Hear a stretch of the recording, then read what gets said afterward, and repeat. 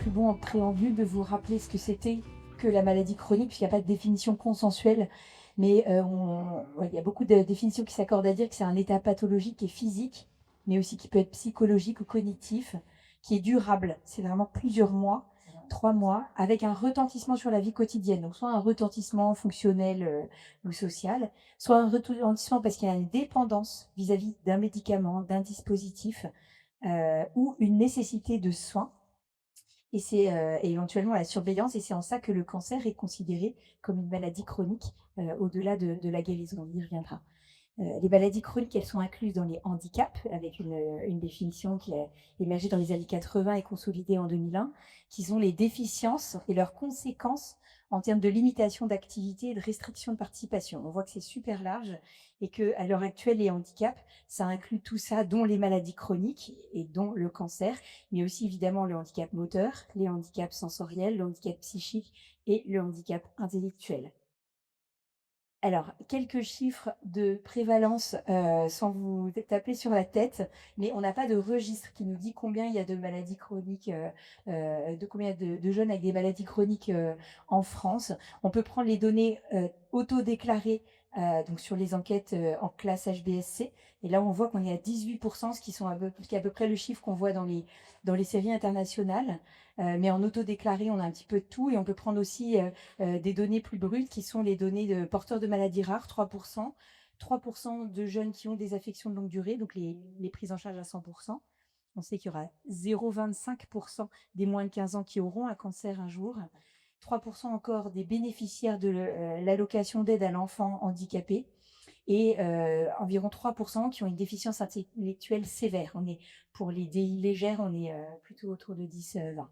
Et on n'oublie pas qu'il y a 1% des jeunes qui vivent en établissement médico-social. C'est une population qui est très invisibilisée, pardon, dans nos sociétés, mais voilà, qui est une forte réalité. Ce qu'on sait, c'est que tous ces chiffres, quelle que soit leur origine, ils montent depuis des décennies, ils montent parce qu'il y a des progrès médicaux qui fait qu'il y a des maladies qui étaient antérieurement uniquement pédiatriques, dont on mourait à la naissance ou dans l'enfance, et qu'on voit maintenant à l'âge adulte, ce qui va poser problème parce qu'il y a quelquefois pas de référent. Il n'y a pas d'adulte qui sait gérer tel syndrome à l'âge de 30 ans. Ça n'existe pas. Et c'est une vraie complication, notamment dans les maladies rares. Il y a évidemment le mode de vie qui a été modifié. C'est pour ça qu'il y a une forte émergence des maladies inflammatoires, comme la maladie de Crohn ou le diabète de type 1, qu'on voit beaucoup dans l'enfance. La montée de la prise en charge aussi, et le recours accru aux aides. Et ça, c'est pour tous les 10, les TDAH, les troubles du spectre autistique qui sont plus diagnostiqués maintenant. Un cas illustratif, c'est la mucoviscidose, avec l'espérance de vie qui, dans les années 70, était de 8 ans et qui est actuellement de 53 ans. Et on sait que les bébés qui naissent maintenant avec la mucoviscidose, ils vont bénéficier du Kaftrio, qui est une des plus grandes révolutions en médecine des dernières décennies. Et là, on a une espérance de vie qui va être pas encore complètement équivalente à la population générale, mais très très au-delà de 53 ans. Et la greffe? La greffe pour la muco? Ouais. Alors, justement, il y a de moins en moins de greffés, et ça va être la greffe, elle va concerner ceux qui ne seront pas, répondeurs au Kaftrio, parce qu'il en reste, c'est de l'ordre de 10-20 à peu près. Avec une espérance de vie qui monte, bien sûr, mais je ne pourrais pas te donner de chiffre précis, mais c'est très en dessous, bien sûr, du Kaftrio. Ces jeunes, ce qu'on sait, c'est qu'au moment de l'adolescence, quand ils vont grandir, ils vont vivre plusieurs transitions. Il y a la transition de l'adolescence, passage de l'enfance à l'âge adulte, hein, c'est un état spécifique, et la transition des soins, hein, que Marc a évoqué tout à l'heure, passer des soins pédiatriques au service d'adultes, on va en parler. Et puis on ne dit pas justement que pour beaucoup, il va y avoir aussi une transition de lieu de vie, et tout ça va intervenir en même temps, ce qui va être un grand challenge en fait à accompagner et à vivre. Alors, d'abord l'adolescence, qu'est-ce que c'est? Les définitions, c'est pour l'OMS 10-19 ans, mais l'International Association of Adolescent Health, elle l'étend jusqu'à 24 ans. On va voir pourquoi. Euh, on voit que ça démarre à 10 ans, c'est-à-dire un petit peu avant le phénomène pubertaire qui, au départ, donnait le go en fait de la définition de l'adolescence, puisque les comportements sociaux de l'adolescence vont être observés dès le CM2. Hein, on le voit un peu sur les réseaux sociaux, peut-être que vous l'avez vu chez vos patients ou dans votre entourage. Globalement, on est quand même avec cette puberté qui va être un facteur majeur, puisque ça va donner les caractères sexuels primaires et secondaires, la masse osseuse, la croissance avec l'acquisition d'une taille adulte et une morphologie d'adulte. Et de manière simultanée, on va avoir une maturation cérébrale et un mot-clé, ça va être vraiment le caractère asynchrone de cette maturation cérébrale. C'est-à-dire qu'on va avoir le système limbique, qui est le lieu de la régulation des émotions, des circuits de la récompense, qui va maturer plus vite que le cortex préfrontal, qui est le lieu de la rationalité, du jugement, de la prise de décision. Et donc, on va avoir à l'adolescence, hein, surtout au moment, on va dire, collège et début de lycée, vraiment un énorme décalage entre, cette impulsivité, cet élan, qui est, magnifique et qui est pas toujours simple à accompagner. Ça, c'est la maman qui parle et le contrôle, en fait, de tout ça, le manque de rationalité. Donc c'est à cet âge-là, de manière un peu étrange qu'on voit des trucs bizarres comme des défis, de se mettre le maximum de crayons sur la figure, voilà, ça fait partie des petits défis qu'on voit. Mais c'est aussi à cet âge-là qu'on a, une entrée dans les conduites à risque, qui sont, extrêmement, multiples. Pour aller un peu plus loin, on peut reprendre, la définition de Philippe Buton sur l'adolescence, qui est vraiment un processus de remaniement psychique complet, qui est impulsé par le corps qui est en mutation. Il y a vraiment un changement de peau, un changement d'être. Souvenons-nous, hein, c'était loin et rapide, mais c'était fort. Et puis il y en a qui parlent même de chaos psychique, hein. En miroir, on voit quelquefois le chaos dans les chambres des ados qui sont un bon reflet, en fait, de leur état psychique. Ça peut être un point intéressant à évoquer quelquefois auprès des parents quand on veut appréhender un peu les situations cliniques. On a un recul sur tout ce qui s'est construit, ce qui s'est bâti pendant l'enfance, avec une remise en question dans l'accomplissement de ce qu'on appelle les tâches développementales, comme c'est décrit par Suzanne Sawyer. Il y a l'individuation, c'est qu'on devient un être pensant, une personne à part entière qui va finir par voter, avoir ses propres références, ses propres valeurs, et qui vont du coup être redistribuées à ce moment-là. Il y a une référence à la mort, c'est une forme de mort psychique et sociale, hein, et c'est en écho, on a la culture de la mort, la culture morbide des ados, hein, avec leur goût pour les films gore qu'on est incapable de regarder après. L'autonomisation qui est pratique évidemment, avec l'indépendance bien sûr, mais aussi la sortie de l'aliénation des parents. Winnicott parle de meurtre parental symbolique, et c'est pas rien. Et puis la sexualisation, bien sûr, avec l'acquisition de la capacité de reproduction, beaucoup plus tôt que la lucialité, hein, on voit qu'il y a un grand décalage, mais aussi la question du désir, de la désirabilité, suis-je aimable, comment est-ce que les autres me voient, comment est-ce que je vais nouer des relations dans ce monde qu'il faut habiter. Tout ça se fait à chaque fois dans un contexte culturel donné, hein. On n'est pas adolescent de la même façon à travers le monde, à travers les époques. Et en France, en 2025, on peut forcément citer la Gen Z, sur laquelle on ne va pas s'étendre. Mais il faut vraiment avoir en tête cette dimension culturelle, surtout si on a des populations d'enfants, de jeunes qui ont grandi ailleurs dans des cultures différentes. Dans la situation de handicap au sens large et de maladie chronique, cette adolescence, dans toute sa complexité, elle va se jouer dans un corps qui est malade, qui est à la fois blessé par la maladie et puis qui est à la fois blessant aussi, qui est source de douleur, de limitation de la qualité de vie et de souffrance. Et donc, on a une fragilité narcissique de la puberté qui va doubler les fragilités narcissiques du handicap, d'où une grande fragilité narcissique à cet âge-là. Ce qui va être compliqué aussi, c'est que chez l'enfant, parfois, quand il y a une maladie chronique, sévère, avec des traitements exigeants, on a parfois un corps qui est complètement désinvesti, jusqu'à être presque désincarné, un peu, quelquefois un peu imagé, un peu pensé, un peu fantasmé. Tout ça, c'est vraiment des mécanismes de défense, de protection pour pouvoir supporter la violence des soins. Ça peut aller même jusqu'à un clivage. Le quotidien, il est évoqué en famille, souvent à propos des adaptations nécessaires, en mettant de côté les goûts, la vie personnelle, les ressentis, les désirs qui sont même impensables, dans une espèce de corps un peu poupée, un peu figé. Et puis à l'adolescence, sous l'impulsion des hormones, tout ça, ça va se réveiller de manière extrêmement bruyante. Et le jeune va être tenté d'être vraiment dans un contrôle de la maladie. On sait que les troubles du comportement alimentaire vont être plus fréquents chez les jeunes qui ont les maladies chroniques. Il peut y avoir un délaissement, hein, la fameuse distance avec l'hygiène des adolescents, vraiment une mise à distance du corps, ne pas être confronté à son corps qui change. Et puis évidemment les automutilations qui peuvent quelquefois beaucoup interroger, voire faire peur, qui est vraiment une manière de contrôler la douleur, prendre le dessus sur la souffrance et la douleur, quand en fait on est submergé par une douleur, par une souffrance qu'on ne peut pas maîtriser. C'est vraiment une forme de dérivation. Comme vous vous pincez quand vous avez une piqûre de l'autre côté, euh, il peut y avoir ce mécanisme pour supporter tout ça. Et on voit bien du coup que le travail de renoncement à l'idéal du moi, qui est un travail qu'on doit tous faire au moment de l'adolescence, il est plus complexe dans la situation du handicap, parce que ce moi, il est confronté à une réalité qui est beaucoup plus large, beaucoup plus complexe, beaucoup plus froide, et puis à la question du long terme. Et ça, on va revenir aussi sur cette question du long terme. Puisque l'adolescence, c'est évidemment la liberté, on l'a dit, avec la liberté, l'expression, la créativité. Les ados, ils ont mille idées à la seconde, et c'est ça aussi qui fait cette richesse, cette excitation. Daniel Marcelli, le grand psychiatre, il dit c'est le seul âge où on voit les gens se balader dans la rue et tout d'un coup ils sautent et ils vont taper dans un panneau. On se dit que ça n'a pas de sens, mais voilà, il y a un élan là, à ce moment-là, et il faut le servir.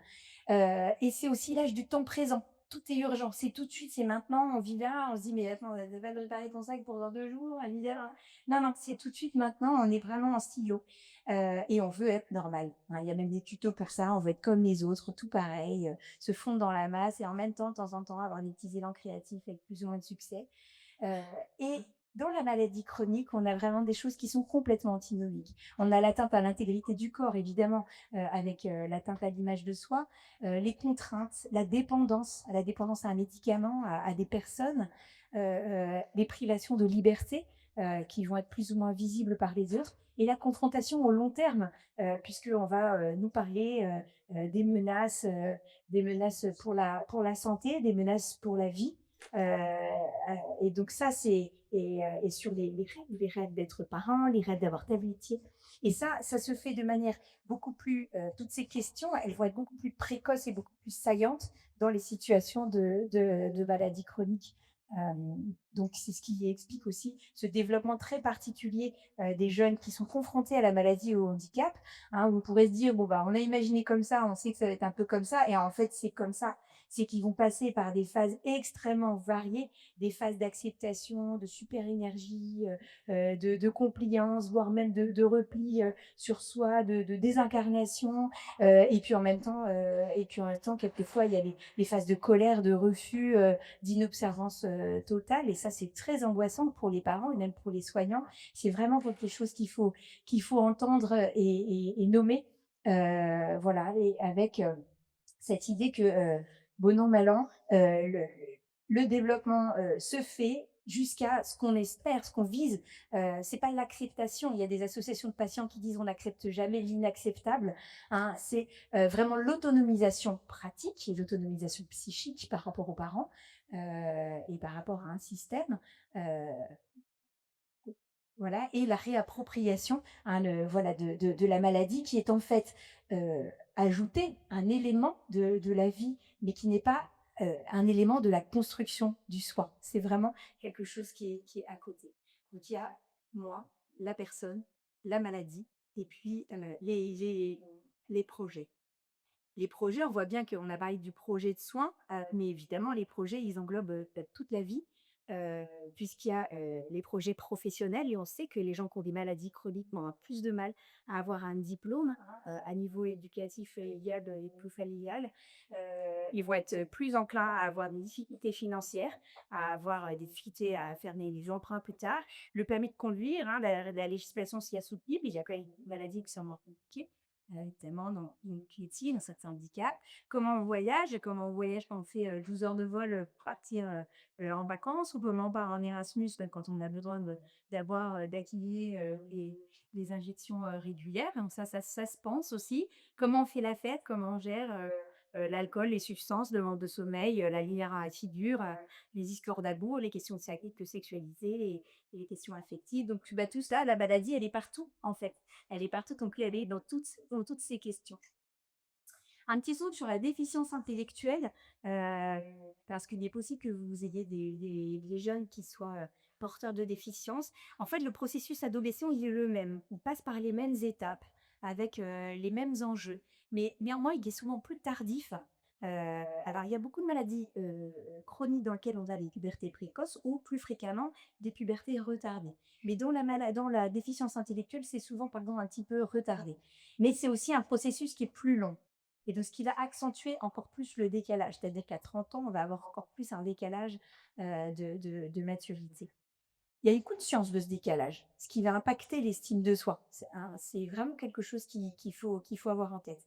C'est des jeunes qui sont avec un surrisque fort pour leur santé, parce qu'on sait que c'est des âges où il y a des décompensations somatiques dans toutes les maladies chroniques, quelle que soit l'observance, et on sait qu'il y aura en plus des problèmes d'observance. Donc on sait que ça va être rodéo en fait cette période-là.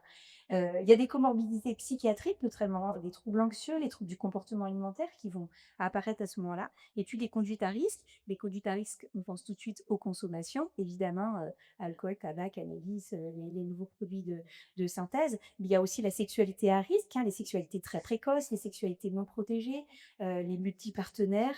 Et puis, il y a, dans la cas de la maladie chronique, il y a l'inobservance, la mise en danger, les shoots d'insuline quand on est diabétique, le fait d'aller choper dans la pharmacie des bidouillers ordonnances, etc. Je veux dire, on est très naïf parfois, hein, ils sont très inventifs et donc c'est des choses qu'il faut aussi, aussi bien avoir, en tête.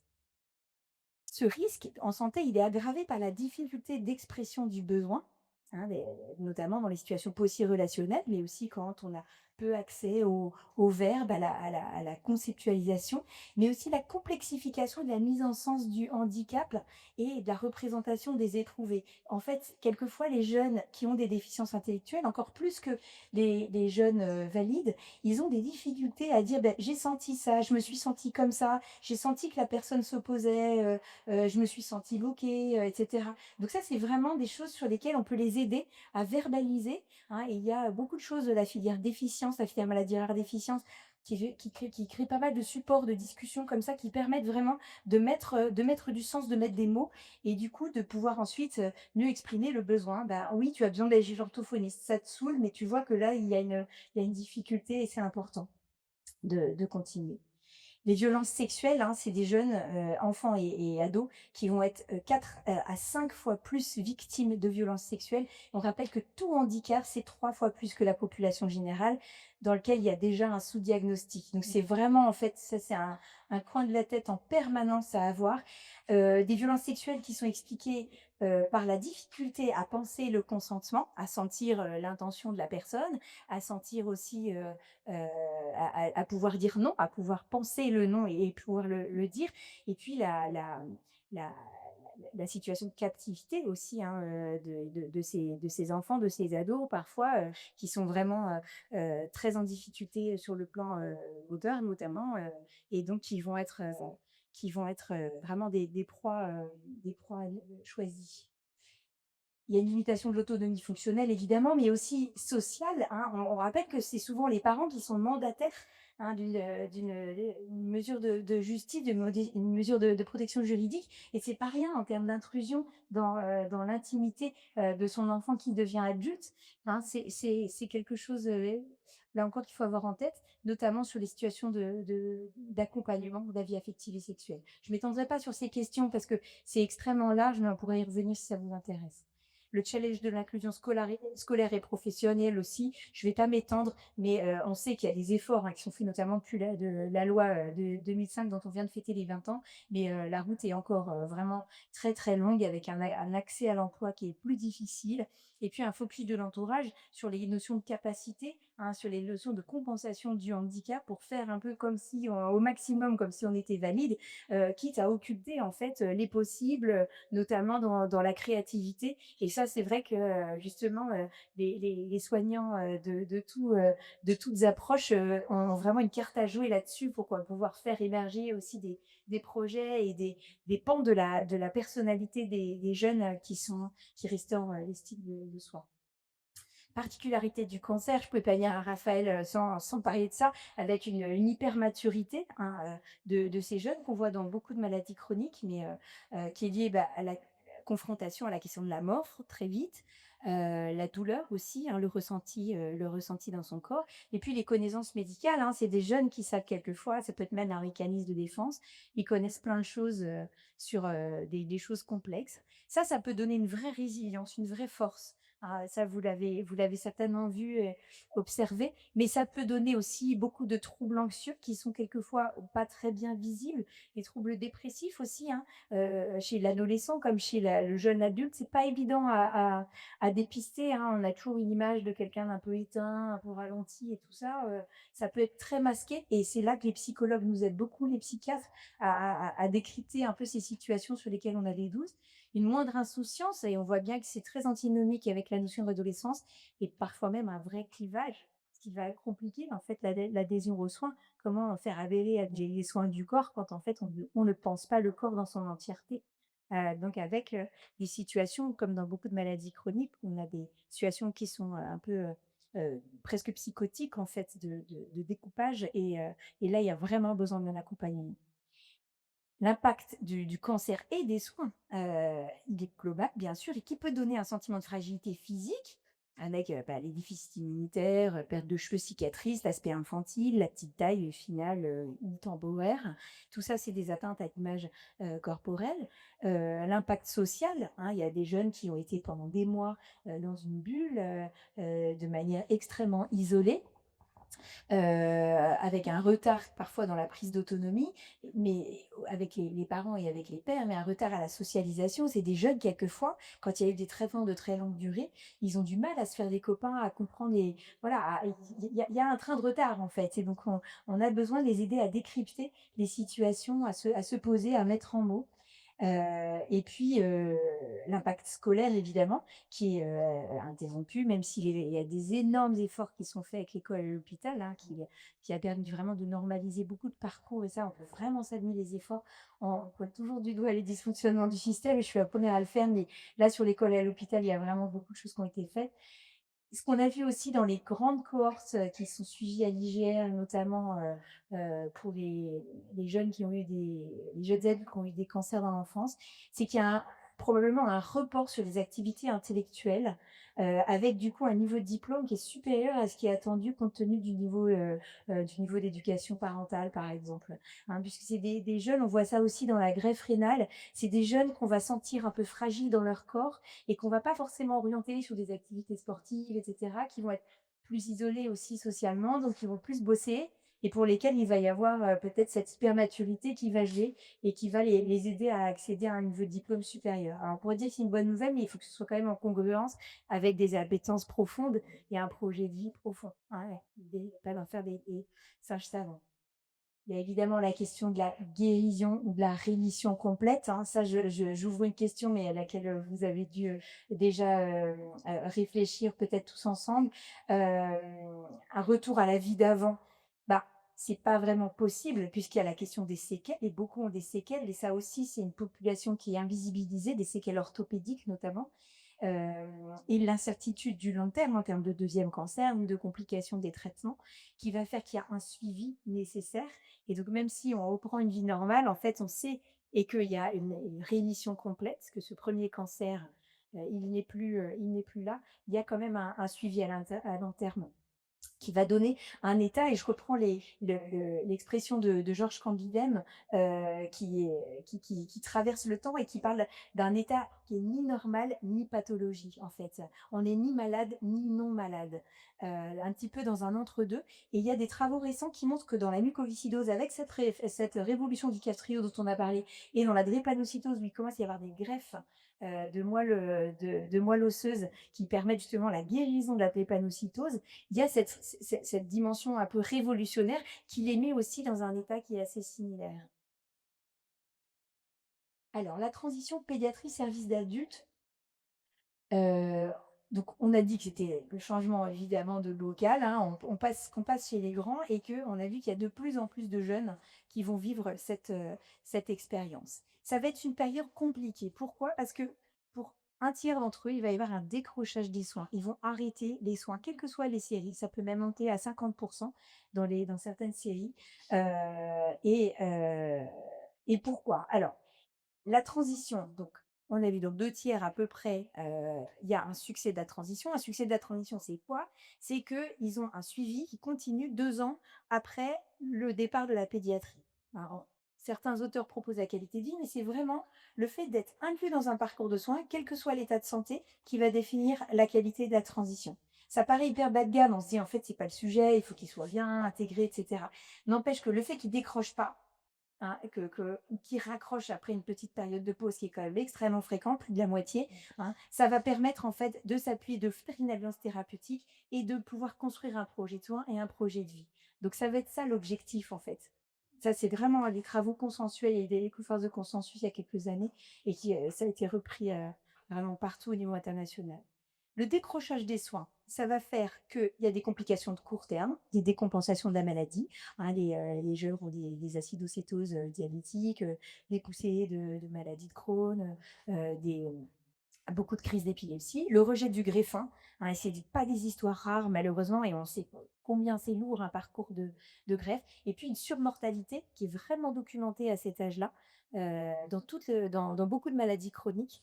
Et il y a aussi à cet âge-là l'apparition des complications de long terme avec l'apparition de séquelles et on voit quelquefois les jeunes qui ont des diabètes qui sont extrêmement, décompensés à cet âge-là, qui arrivent bon an mal an à pas avoir trop de complications de court terme, mais on voit déjà des rétinopathies diabétiques, des signes que le rein commence à souffrir de ce diabète et ça c'est vraiment des choses évitables donc assez compliquées à gérer.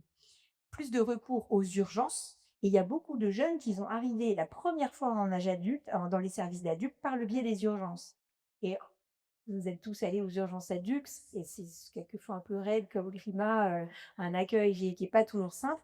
Quand on sort de la pédiatrie et de toute cette dynamique, c'est quand même très violent comme premier abord, quoi. Tout ça va avoir évidemment un impact sur la santé. Changer de service, en fait. Quel est le problème? Quand on change de service, on change en fait complètement de culture, hein. C'est un peu caricatural, mais on est quand même assez proche d'une réalité. C'est que en pédiatrie, on va avoir un lieu assez cocooning, un endroit où on se connaît, on sait que on n'aime pas les haricots verts et qu'on préfère les épinards. On sait que quand on vient pas en consultation, on va nous rappeler et qu'on va nous dire: «Et pourquoi? Qu'est-ce qui s'est passé? Bon, bah, bonne chance pour le brevet, on va vous donner un nouveau rendez-vous» et cetera. Ça, c'est des choses qui font que beaucoup de gens considèrent que c'est en fait une espèce de famille.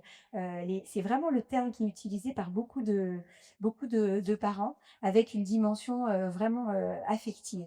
Il y a une idéalisation d'ailleurs de la figure du médecin, on pourra y revenir. C'est un endroit où aussi on parle pas trop des complications, hein, parce qu'on sait pas trop quand est-ce qu'il faut les annoncer, on veut pas faire peur, la barque est déjà chargée, c'est un peu lourd, mais en même temps on se dit qu'on devrait, mais bon, donc quelquefois ou alors on l'aborde, mais c'est pas toujours très bien compris parce que c'est un petit peu à l'avance et puis en fait, on les connaît pas très bien parce que nous les pédiatres, on les voit pas. On les connaît en théorie, on participe à des congrès, on prend des nouvelles, mais on voit pas très bien quelquefois le détail de ce que c'est qu'une complication et donc on n'est pas toujours on se sent pas toujours légitime à aborder ça. Et ça, c'est un problème. Parce qu'arriver en adulte, ça va être compliqué parce qu'on va aborder toutes ces questions. On va avoir peut-être ce sentiment d'abandon qui est vraiment décrit par les familles, par les patients, dans la littérature, c'est très abondant, avec une injonction à l'autonomie. On vous dit, vous avez 16 ans et demi, bon bah maintenant, faut venir en consultation, vous faites les étiquettes, vous prenez vos rendez-vous, et votre kiné, vous l'avez fait, et cetera. Vous allez à la pharmacie, est-ce que vous avez du stock pour les vacances? Et puis, en fois, il a pas son bac, quoi. Donc on se dit, c'est pas évident, en fait, d'avoir une autonomie pareille. La place des parents, elle est complètement à redéfinir. En fait, les parents, ils sont pas pensés en service des adultes. Même dans les situations où l'autonomie, elle est très limitée compte tenu du fait qu'il y a une déficience intellectuelle ou un handicap psychique, bah, ils n'ont pas forcément leur place. Quelquefois, on les fait même pas venir à la consultation, ils restent dans la salle d'attente, ils sont pas convoqués, on leur dit: «Non, vous restez là». Le jeune se retrouve face, à des nouveaux soignants, pas simple. Il y a des aspects légaux. Est-ce qu'on a le droit d'être là? Est-ce qu'on a le droit d'être au courant? Est-ce que le jeune peut décider un truc, tout seul, pour lui-même? À quel âge? Et puis on va sortir du coup de cette dynamique triangulaire, enfant, parents, soignants, hein, quelquefois au début qui était vraiment diade, des maladies qui démarrent avant la naissance de l'enfant. Donc on est il y a vraiment, une interlocution directe entre le soignant et le parent et puis passer de la diade soignant-soigné. Et puis la confrontation à long terme, dont on a parlé avec quelque chose qui est bien décrit, c'est le fait de croiser des gens dans la salle d'attente. Et là, je sais qu'à Raphaël, vous avez une salle d'attente spécifique. C'est pas rien, en fait, d'arriver à l'hôpital et d'arriver et de voir quelqu'un qui a la même maladie que soi, qui a 30 ans de plus. Et donc, oui, en fait, il faut les préparer. Quand on est en pédiatrie, il faut leur dire, en fait, tu vas en voir déjà. Ils vont avoir la même maladie que toi, mais sache que déjà, ils n'ont pas eu du tout les mêmes traitements que toi. Et surtout, les gens que tu vas voir à l'hôpital sont souvent les gens les plus malades, donc ils ont peut-être plusieurs maladies. Donc il faut surtout pas se projeter dans ces situations. C'est vraiment important à verbaliser. On peut s'inspirer pour parler avec eux de toutes les dimensions de la transition, cette illustration faite par l'APART, l'unité à Marseille, sur les maladies chroniques de l'adolescent, qui est une espèce de faux plan de métro de Marseille, mais qui parle bien aux jeunes. Et puis, on peut se rappeler aussi les 5 dimensions de la transition qui ont été proposées par un groupe de travail dans des filières maladies rares, qui disent que on en a parlé, il faut poursuivre le suivi en rôle adulte, mais l'objectif aussi, c'est s'occuper de soi, prendre soin de soi, gérer soi-même les contraintes de la vie quotidienne, et pas que les contraintes de soins, avoir confiance en soi, être soi, pouvoir poser des choix, et puis plus globalement des choix de soins, mais aussi des choix de vie. Les acteurs de la transition, il y a évidemment le patient, les parents, les soignants, puis les pairs, et on va faire un petit zoom sur ces trois accompagnateurs. Donc les parents, on a parlé d'eux arriver dans les services d'adultes, mais il y a aussi plus globalement dans la transition, une perte d'identité. Quand la maladie a été vraiment le centre d'intérêt premier dans la famille, qui a vraiment donné vraiment un rythme particulier à la vie quotidienne, c'est très compliqué quand l'enfant quitte le nid, même s'il va bien, même s'il y a du bien, de retrouver une vie normale. Surtout qu'il y a beaucoup de parents, et surtout de femmes, qui ont un projet professionnel qui a été mis complètement en berne. Et c'est vrai que l'accompagnement à la restauration d'un projet professionnel pour les parents, c'est vraiment aussi un gage de réussite de la transition. C'est-à-dire que les parents vont aussi pouvoir se projeter dans un nouveau volet de vie, en contact avec leurs jeunes, hein, mais avec leur propre projet. Et ça, c'est vrai que ça demande de l'accompagnement. Il y a aussi, notamment dans les maladies rares, un sentiment de solitude, un sentiment d'exclusion de la communauté des parents qui sont, dits normaux. Et qu'il faut pouvoir nommer. La place, on en a discuté, dans le soin d'adulte, comment on fait, avec une espèce d'ambivalence? Est-ce que, c'est intrusif d'aller, poser des questions sur le traitement? Est-ce qu'on a besoin de contrôler? Si on dit qu'il va tout seul à la pharmacie, mais en fait il n'y va pas, comment on va faire? Il y a des maladies où on sait que si on rate quelques doses, bah, c'est pas très grave, mais il y a des maladies où on sait qu'il peut y avoir un pronostic à court et long terme qui est très impacté, hein, notamment dans les cancers en rémission. Donc c'est vrai que c'est pas évident de le lâcher prise quand on est parent, avec une dimension d'anxiété et culpabilité, et un conflit à cet âge-là des normes et des temporalités sociales et médicales. On a parlé de l'injonction à l'autonomie. On rappelle que la décohabitation, c'est 23 ans en France, que le premier emploi stable de la vie en couple, c'est 27 ans. Donc on est 10 ans après l'arrivée en âge adulte, en service adulte. Il y a la destitution de la responsabilité médicale à partir de 18 ans. Bon, bah, c'est plus moi qui vais gêner mon fils, mais n'empêche qu'on a quand même une responsabilité morale, un devoir de prise en charge, et puis une immaturité sur laquelle on a insisté. Donc, c'est pas facile, quoi, de savoir comment se positionner à ce moment-là. Et puis de passer de ce parent qui est partout, qui est sur tous les fronts, qui est dans la cuisine en train de se prendre le bec avec son ado, à une situation d'aidant, en fait, qui est là un petit peu différemment. Il faut inventer cette place. Et là, les associations de parents peuvent vraiment aider. Ça nous remet aussi en perspective du fait que la maladie chronique, c'est vraiment une histoire de toute la famille, hein. Il y a une implication pratique évidemment pour les soins, pour les parents, mais parfois la fratrie aussi, dans beaucoup de situations. Le stigmate social de la maladie, hein, dans le cancer c'est particulier, mais il y a aussi les maladies qui sont, je pense à la drépanocytose, qui sont pas très bien acceptées dans certaines cultures, même si elles sont très fréquentes, elles sont pas nommées. C'est assez compliqué. L'espèce de fantasme de la contagiosité, hein, qui est plus ou moins conscient, mais qui est pas facile, hein, notamment dans les pathologies psychiatriques. Et puis les relations familiales, du coup, qui vont être impactées et intensifiées, probablement, renforcées, parfois, beaucoup, mais aussi source de tension. On rappelle aussi que la maladie, c'est vraiment une menace, hein, pour le lien d'attachement et il y a eu cette conférence ici par l'Institut de la parentalité, Baran-Greno sur, les liens d'attachement avec ces liens qui vont être, impactés par l'angoisse, en fait, hein. L'angoisse de la possibilité, d'un deuil anticipé. Le deuil, ça peut être évidemment la mort, mais c'est aussi, le deuil, d'un enfant qui va bien, le deuil, d'un jeune qui va être valide et pouvoir, construire sa vie comme toutes les personnes valides. L'angoisse de la transmission avec toute la dimension de culpabilité dans les maladies génétiques, mais aussi, dans les maladies qui sont environnementales où on n'a jamais le lien de causalité, direct entre l'exposition par exemple, à des disrupteurs endocriniens et puis, un cancer d'étlement ou une maladie chronique. Mais on se dit qu'il y aurait peut-être eu, quelque chose à aménager plus tôt dans la vie, donc c'est assez compliqué. C'est une blessure narcissique aussi, hein, de voir pour des parents, de voir un enfant, un jeune qui a une maladie, un handicap, c'est aussi pas évident du tout. Et puis, l'angoisse des tentatives d'autonomisation, on en a parlé, il y a des situations qui sont extrêmement angoissantes, pour les parents et par ricochet pour les soignants. En miroir, on a le traumatisme de ce que l'enfant voit, comprend, de ce que les parents vivent et donc on va avoir une espèce de construction comme ça d'une dynamique un peu particulière, qui va faire qu'il y a des stratégies qui vont se développer, pour l'enfant, pour les parents, mais aussi pour la fratrie et là je cite, Clara Dupont-Moreau qui a écrit ce livre, «S'adapter» sur son expérience de sœur, d'un jeune avec un handicap et qui parle de la fratrie. Si un enfant va mal, il faut toujours avoir un œil sur les autres, car les bien portants n'en font pas de bruit, s'adaptent aux contours cisaillants de la vie qui s'offre, épousent la forme des peines sans rien réclamer. Les fratries, entre parenthèses, sont hyper rarement pris en charge dans les hôpitaux.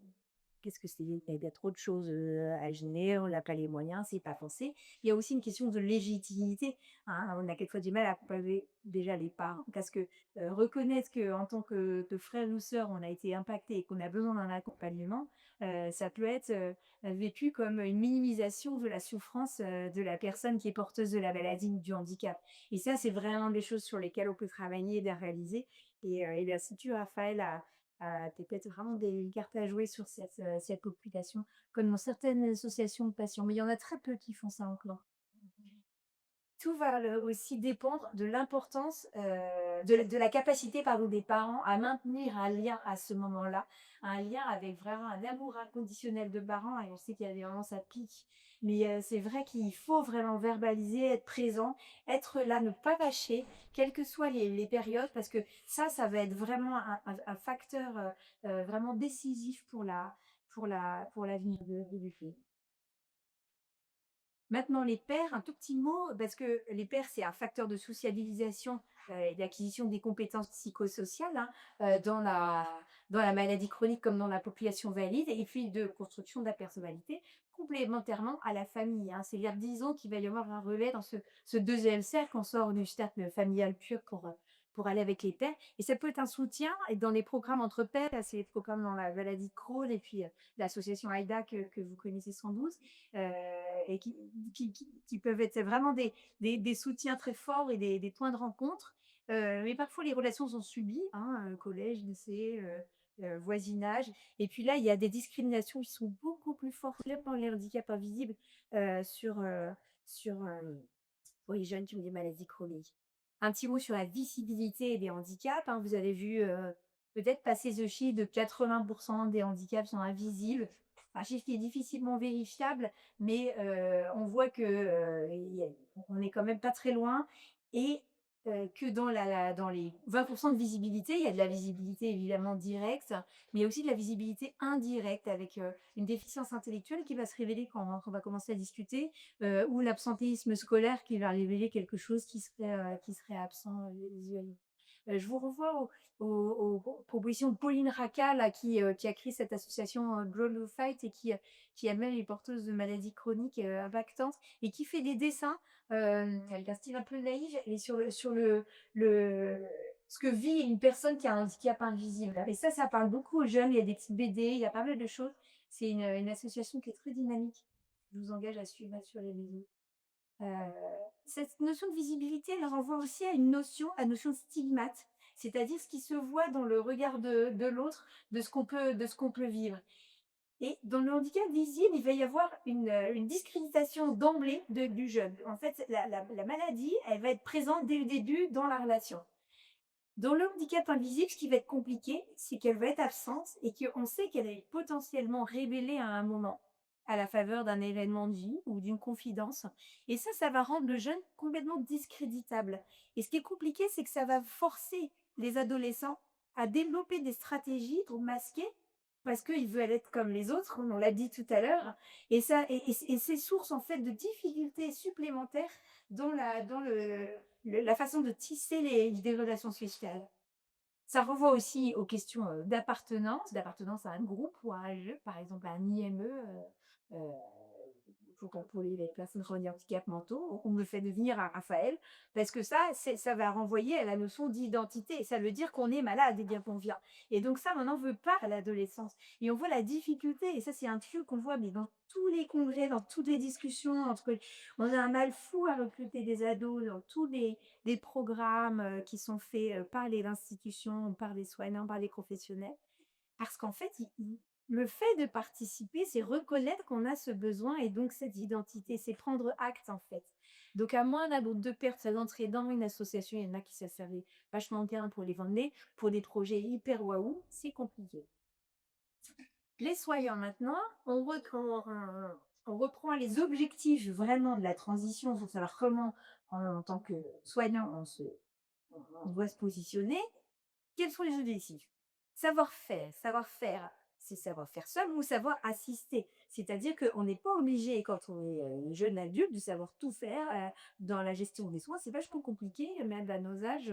Moi, je trouve ça galère. Les papiers mutuels est toujours en retard. Je trouve ça galère. Et donc, l'idée, c'est de savoir, dans l'autonomie, comment et à qui demander de l'aide pour que on puisse ne pas être dans un préjudice. Pour les soins, il y a aussi le suivi administratif qui est quand même, vraiment, lourd dans nos pays.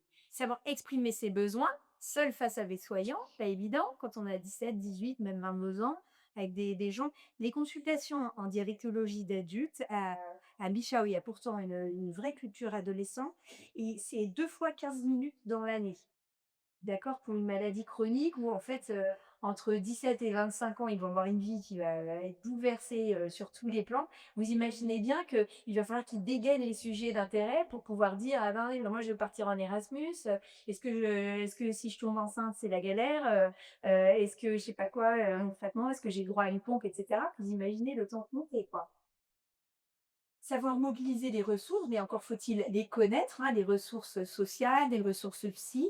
Et donc il y a tout un tissu d'institutions que je ne vais pas développer, mais c'est vrai qu'il y a un rôle d'information pour nous, qui suivons des jeunes, qui est vraiment important. Alors les locaux et programmes, il y en a plein, je ne vais pas me m'étendre, je les mets juste là si ça vous intéresse.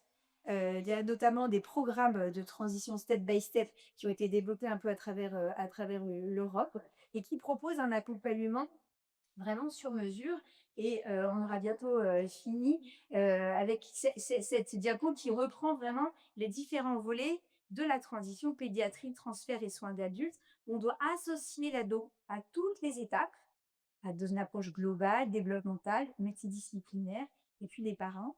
En pédiatrie, on commence tôt, hein, 12, 13 ans, c'est le début de la sixième en gros. C'est l'âge où ils commencent à se projeter un peu dans l'avenir en fait. Avant, c'est trop tôt. Mais on peut quand même les préparer avant. Quand on a un enfant de 5, 10 ans, on lui dit: «Mais comme on dirait à son enfant, ben, un jour, tu auras ta maison, j'irai te voir, tu habiteras plus à la maison, tu verras, ça te sera envie». Ben là, c'est pareil. Un jour, tu sortiras de l'hôpital pédiatrique, tu verras, ça sera différent. On sensibilise au fonctionnement des services d'adultes. On n'a pas le 06 du médecin. On est tout nombreux, les consultations sont plus courtes. On ne te rappelle pas si tu viens pas. Ça ne veut pas dire qu'on se fiche de toi. Et ça veut dire on te prend comme un adulte qui décide ou pas, qui est libre en fait d'être suivi ou pas. On te prend comme quelqu'un de responsable, quoi. Et puis, pendant le transfert, il y a un premier rendez-vous en adulte qui doit être très proche du départ de la pédiatrie, même si c'est un suivi annuel. Au départ, il faut pas rester dans la nature, heu, avec un accompagnement qui doit être pensé. Une personne qui a l'habitude des ados, qui prend un peu le temps, à qui va présenter le service, s'il y a une galère, essayer à tel mail que, doit se référer et tout ça, pour avoir le décodeur, en fait. Il y en a plein qui disent, «Ben, moi, je me suis perdue dans l'hôpital, quoi». La Pitié, c'est le plus grand hôpital d'Europe. Enfin, franchement, je sais pas si vous avez déjà été à la Pitié. Moi, j'étais parfois pour des consultes ou des réunions, à chaque fois, je me perds. Et enfin, voilà, c'est forcément, si on est moins pas très accompagné. Et j'insiste juste sur la figure du médecin traitant, hein, qui, à la limite en on est mal trouver un médecin traitant, mais c'est quand même une figure de continuité, notamment pour les soins qui ne sont pas liés à la maladie chronique, parce que la santé, c'est le mental puis la voilà, comment on travaille avec l'ado? Bah, on pose, un dialogue, on pose le cadre, on lui explique, on se reçoit seul, mais aussi un peu avec les parents, on peut recevoir les parents seuls et puis on annonce et on respecte la confidentialité. Ça, c'est vraiment important, hein, sauf s'il y a un cas majeur, une exposition à une addiction importante. Mais là, du coup, on trahit rien. On dit: «Ouais, allô jeune, là, là, c'est vraiment dans ton intérêt».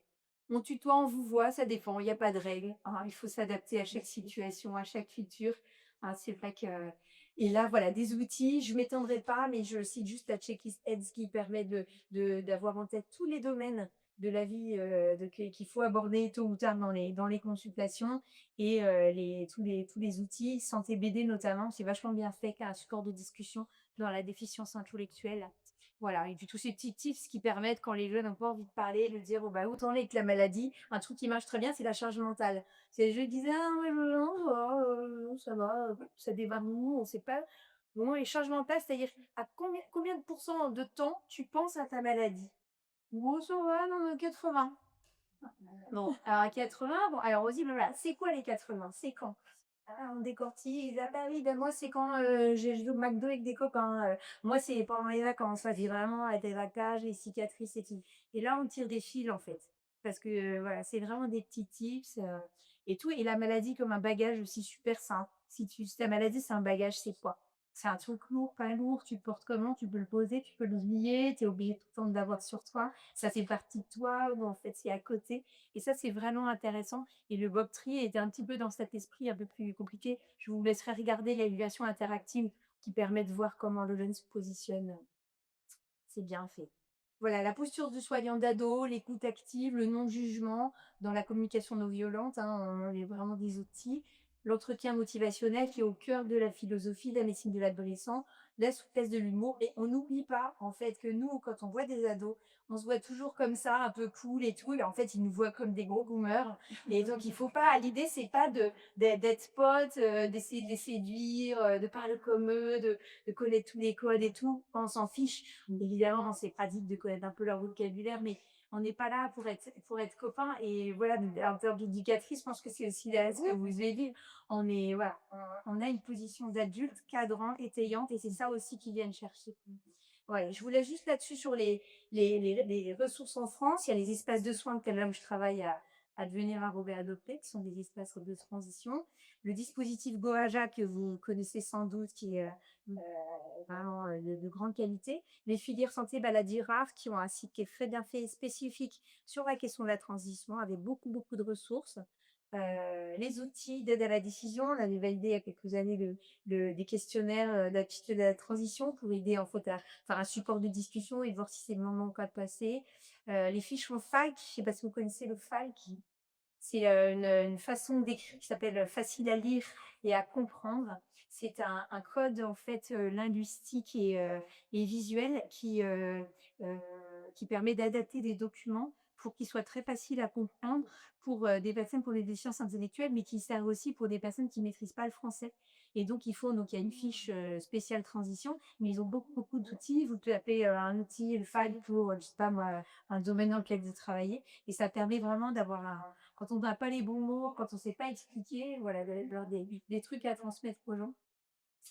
Un podcast qu'on avait fait aussi, que je vous invite à écouter, hein, sur la transition.